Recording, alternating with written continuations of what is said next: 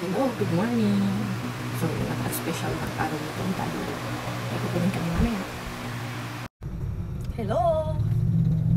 Papunta na nga kami sa Toyota.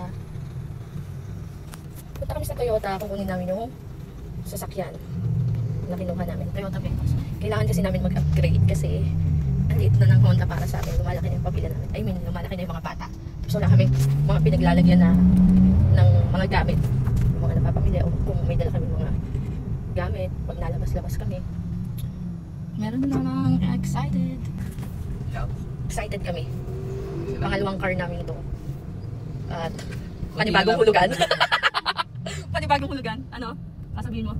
Konti na lang, ano? 15. Ano 15? Sakay natin. Gagawin mo 15? Napakabilis ng process. Nag-apply kami kay Kuya Jed Manggiyat. Wala pang 1 linggo, approve na agad. At ayun. See you later. Ito na kami yung Toyota.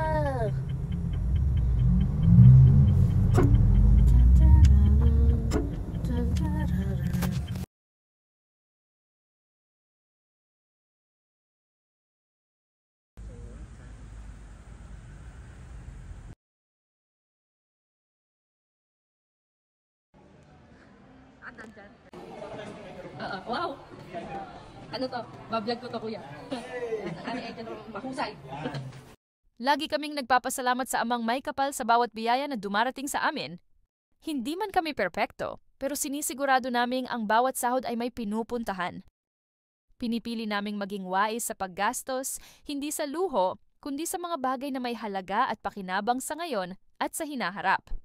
Ayaw naming masayang ang pinaghihirapan, kaya imbes na ubusin sa mga bagay na pansamantala lang, mas iniisip namin kung paano ito makakatulong sa amin sa pangmatagalan. Sa lahat ng ito, balik pa rin ang pasasalamat sa Diyos, dahil Siya ang nagbibigay ng lakas at oportunidad para magpatuloy.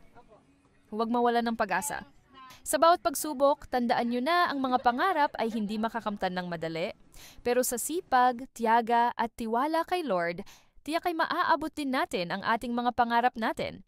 Patuloy lang tayo magtiwala sa proseso at maging bukas sa mga oportunidad na darating. Ang lahat ng paghihirap ay may dahilan at sa tamang panahon, makikita mo na lahat ng ito ay magbubunga ng magagandang bagay.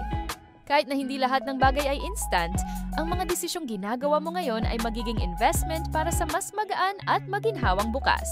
Maraming salamat din kay Jed Manggiyat sa napaka-smooth at mabilis na proseso.